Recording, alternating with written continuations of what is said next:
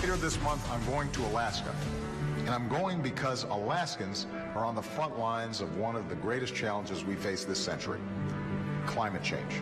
You see, climate change once seemed like a problem for future generations. But for most Americans, it's already a reality.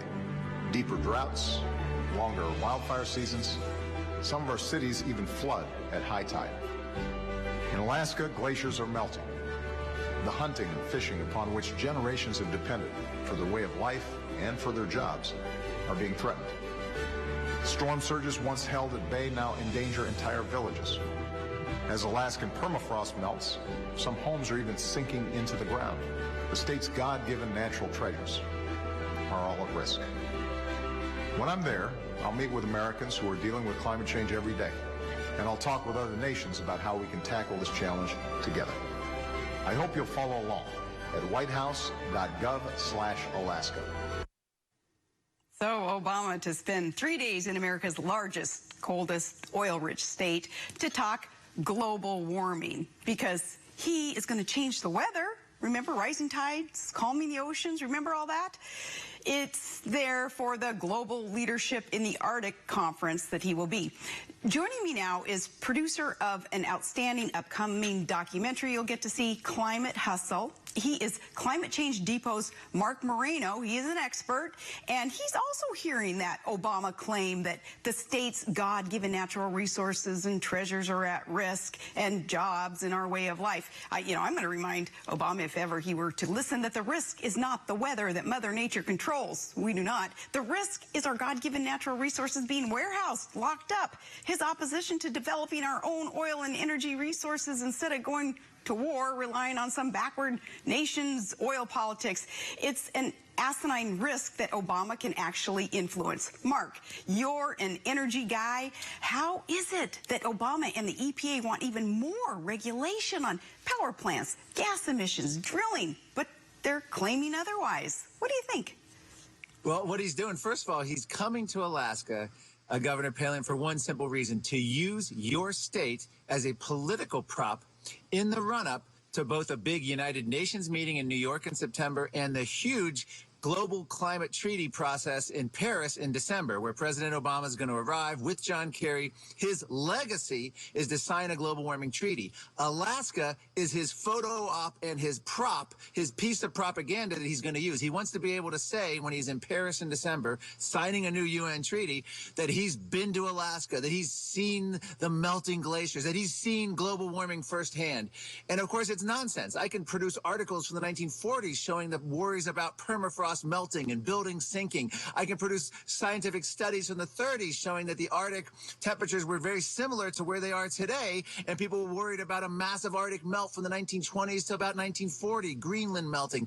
It goes in cycles, and he's trying to scare everyone by these computer model predictions, and he's trying to do this at a time, again, about his legacy, and you guys are nothing but the poor victims of this propaganda campaign. Oh, thank God Alaskans are smarter than what it is that we're going to be fed when he's up there. Marc, are we going to hear anything new from Obama on this trip up north?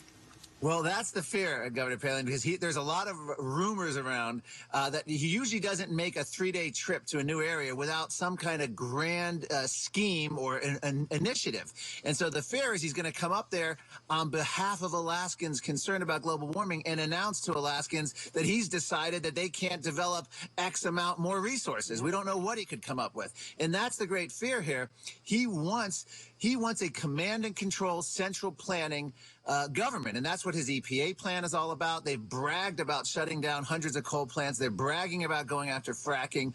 Oil drilling is just another component of that. The environmentalists are putting a lot of pressure on Obama. They don't even like his rhetoric where he seemingly allows the oil drilling, and they're going to be upset with him. But the bottom line is he is coming to Alaska to showcase his EPA regulations and act as he's some kind of hero. In other words, he is going to stop Mother Nature, i.e. global warming, through regulations, by the way, that have no impact on our global emissions and have no impact on temperatures, according to his own EPA. It's pure symbolism. So here they released that video declaring a war on climate change or global warming or whatever the heck it is that they call it as of late.